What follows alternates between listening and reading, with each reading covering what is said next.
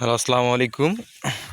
এর আগে একটা ভিডিওতে আপনাদের দেখাইছিলাম যে রোয়ার খেতে এরকম ঘাস ছিল বহুত, সেটা দূর হয়ে গেছে, কিন্তু আবার নতুন করে ঘাসগুলো বৃদ্ধি পাইছে।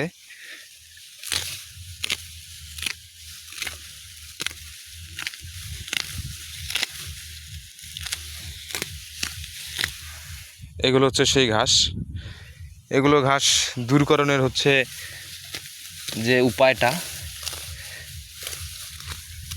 সেটার ব্যবস্থাপনা করতে হবে। তো আজ রোয়ার ভিতরে দেখা যাচ্ছে যে এটা উঁচু নিচু। হ্যাঁ, এগুলো দূরকরণের জন্য কি কি প্রয়োগ করা লাগবে, প্লাস রোয়ার গাছ দেখা যাচ্ছে মোটামুটিভাবে থোপাইছে। সব কিছুই ঠিক আছে, কিন্তু এই ঘাসগুলো নির্মূল করার জন্য আগে বহুত ছিল, কিন্তু স্প্রে করার পরে সব কিছু দূর হয়ে গেছে। এখন আবার নতুন করে আর কি শুরু হয়েছে। তো এই ক্ষেত।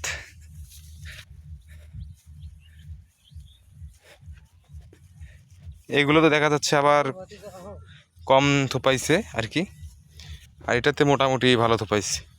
সো সব কিছু মিলেই মোটামুটি আর কি ভালো চলতেছে। আমরা এখন যেটাতে যাব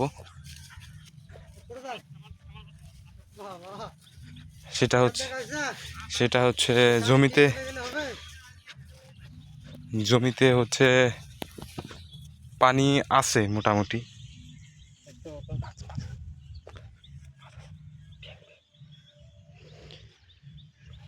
এগুলো এক হাঁটু পানির ভিতরে গাড়া হয়েছিল রোয়া।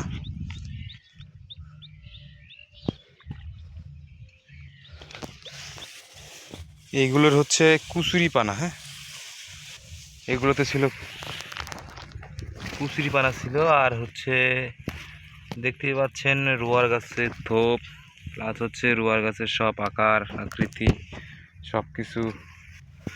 এখন এইখানে করণীয় কি, একই জমি একই সব কিছু, কিন্তু দেখা যাচ্ছে একটাতে বেশি পরিমাণের আছে, আরেকটাতে ঘাস ছিল। একটাতে ঘাস নির্মূল করার উপায় কি?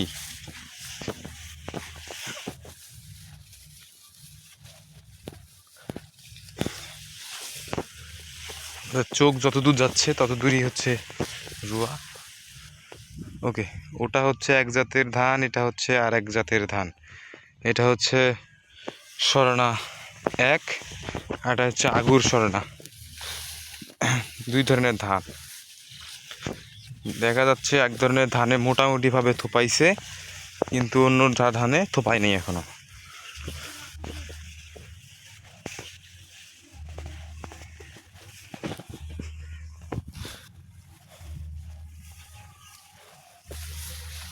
আর এই ধানের দেখেন পাতা পাতাগুলো আমি দেখাই আপনাদের। এগুলো পাতার সমস্যাটা, যেটা এই পাতার সমস্যা দূর করুন, প্লাস এটা নির্মূল করার জন্য কি কি ঔষধ ব্যবহার করতে হবে, যাদের অভিজ্ঞতা আছে তারা একটু কাইন্ডলি একটু বলবেন। জমির ভিতরে আগাছা মুক্ত করার জন্য, নির্মূল করার জন্য যা যা প্রয়োজন তা একটু কমেন্ট করে জানান।